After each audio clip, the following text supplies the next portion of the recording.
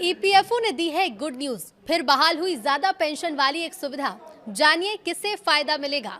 नमस्कार, न्यूज 18 का digital platform आप देख रहे हैं और मैं हूं रितु सिंह। कर्मचारी भविष्य निधि संगठन यानी कि ईपीएफओ ने एक बड़ी खुशखबरी दी है।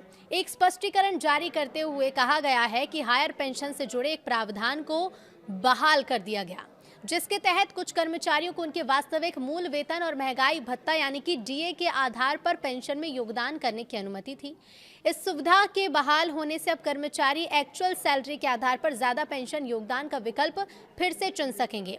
तो आइए समझते हैं कि ये काम कैसे करेगा और इसका फायदा आखिर किन कर्मचारियों को मिलेगा। ईपीएफओ ने ये विकल्प क्यों बंद किया था, सबसे पहले ये जान लीजिए। 1 सितंबर 2014 से पहले कर्मचारियों को मूल वेतन के आधार पर पेंशन योगदान को बढ़ाने का ऑप्शन मिलता था। खास तौर पर पीएसयू कर्मचारियों को इसका बड़ा फायदा होता था। लेकिन फिर सैलरी लिमिट तय किए जाने के बाद हायर पेंशन का ये विकल्प बंद कर दिया गया। बता दें कि ईपीएस का कैलकुलेशन जिस पेंशन योग्य वेतन पर होता है उसकी मैक्सिमम लिमिट 15,000 रुपए निर्धारित है और ये बड़ा कारण है कि पेंशन भी इसी आधार पर मिलती है। अब इसे साफ शब्दों में समझें तो 2014 में लागू की गई मौजूदा सीमा के अनुसार न्यूनतम ईपीएस मासिक पेंशन 1,000 रुपए और अधिकतम पेंशन योग्य वेतन 15,000 रुपए निर्धारित है। इसके चलते अधिकतम संभव ईपीएस मंथली पेंशन 7,500 रुपए तक सीमित कर दी गई है। 2014 के बाद भर्ती होने वाले या जिनका वेतन इस सीमा से ज्यादा है, ऐसे कर्मचारी अपने पेंशन योगदान को वास्तविक मूल वेतन पर आधारित नहीं कर सकते, जिससे उनके संभावित पेंशन लाभ सीमित हो जाते हैं। अभी ईपीएफ का कैलकुलेशन क्या है, तो ईपीएफओ के वर्तमान नियमों को अगर देखा जाए तो कर्मचारी और नियोक्ता दोनों बेसिक सैलरी और डीए का 12% हिस्सा ईपीएफ खाते में जमा करते हैं, जिसमें नियोक्ता के योगदान में से 8.33% हिस्सा कर्मचारी पेंशन स्कीम में चला जाता है, तो वहीं 3.67% पीएफ अकाउंट में जमा होता है। ईपीएस में गया पैसा रिटायरमेंट के बाद मंथली पेंशन के रूप में कर्मचारी को मिलता है।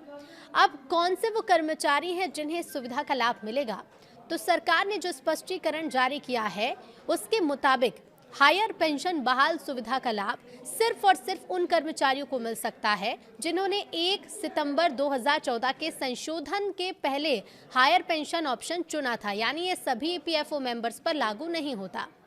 एक रिपोर्ट में अधिकारियों के हवाले से बताया गया है कि ये कोई नया लाभ नहीं है, बल्कि पूर्व प्रावधान की बहाली मात्र है। हालांकि ईपीएफओ द्वारा की गई इस बहाली को 2014 में लागू हुई सैलरी लिमिट के बाद से चली आ रही उलझन को दूर करने की दिशा में बड़े कदम के रूप में देखा जा रहा है। वहीं बंद पड़े पीएफ खातों की जमा रकम वापस होगी। सरकार ने बड़ा फैसला लिया है। तो देखिए, प्राइवेट सेक्टर में काम करने वाले लोगों के लिए पीएफ एक अनिवार्य सरकारी बचत योजना ही माना जाता है। इसमें कर्मचारी अपनी बेसिक सैलरी का 12% हिस्सा कंट्रीब्यूट करता है, जबकि कंपनी भी इतना ही योगदान देती है। लेकिन 3 साल तक ट्रांजैक्शन ना होने पर ये इनऑपरेटिव हो जाता है। ईपीएफओ के जो लाखों सब्सक्राइबर्स हैं उनके लिए ये जानकारी बहुत ज़रूरी है। एक रिपोर्ट के मुताबिक सरकार ने ईपीएफओ के इनऑपरेटिव अकाउंट्स में पड़े अनक्लेम्ड डिपॉजिट्स को सब्सक्राइबर्स को लौटाने का फैसला किया है। इससे 31 लाख से ज़्यादा सब्सक्राइबर्स को फायदा होगा। पायलट फेज के तौर पर पहले चरण में 7 लाख सब्सक्राइबर्स को इसका लाभ मिलेगा। लेबर मिनिस्टर मनसुख मांडविया ने कहा है कि एक वीकली रिव्यू मीटिंग में फैसला लिया गया। ईपीएफओ के करीब 31,86,000 इनऑपरेटिव अकाउंट्स है, जिसमें कुल 10,903 करोड़ रुपए जमा है। इसमें से 7.11 लाख यानी कि 7,11,000 अकाउंट्स में 1,000 रुपए तक जमा है और ये कुल राशि 30,52 करोड़ रुपए है। मंत्रालय के मुताबिक इसमें से कुछ अकाउंट्स 20 साल पुराने हैं, जिसमें 3 साल से कोई ट्रांजैक्शन नहीं हुआ। इस कारण ये इनऑपरेटिव हो गए। पायलट प्रोजेक्ट के लिए जिन 7 लाख अकाउंट्स की पहचान की गई उसमें आधार और बैंक अकाउंट लिंक है। इससे ईपीएफओ के लिए सब्सक्राइबर्स के अकाउंट में पैसे डालना आसान होगा। ईपीएफओ के करीब 31 लाख से ज़्यादा अकाउंट जो हैं, यानी कि 31,86,000 इनऑपरेटिव अकाउंट्स हैं, जिसमें कुल 10,903 करोड़ रुपए जमा है। 7,11,000 अकाउंट्स में 1,000 रुपए तक जमा है और कुल राशि 30 करोड़ से ज़्यादा है। मंत्रालय के मुताबिक कुछ अकाउंट्स 20 साल पुराने हैं, जिसमें कोई ट्रांजैक्शन 3 साल से नहीं हुआ है और ये इनऑपरेटिव हो गए हैं। पायलट प्रोजेक्ट के लिए जिन 7 लाख अकाउंट्स की पहचान की गई उसमें आधार और बैंक अकाउंट लिंक है। इससे अब क्या होगा, इससे ईपीएफओ के लिए सब्सक्राइबर्स के अकाउंट में पैसे डालना आसान होगा।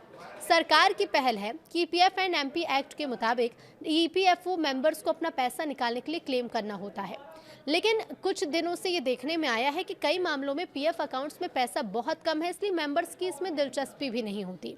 इससे ईपीएफओ के पास बड़ी मात्रा में अनक्लेम्ड डिपॉजिट और इनऑपरेटिव अकाउंट्स हो गए हैं। अब इसलिए सरकार ने खुद ये पहल की है। प्राइवेट सेक्टर में काम करने वाले लोगों के लिए पीएफ एक अनिवार्य सरकारी बचत योजना है, जिसमें कर्मचारी अपनी बेसिक सैलरी का 12% हिस्सा कंट्रीब्यूट करता है, जबकि कंपनी भी इतना ही योगदान देती है।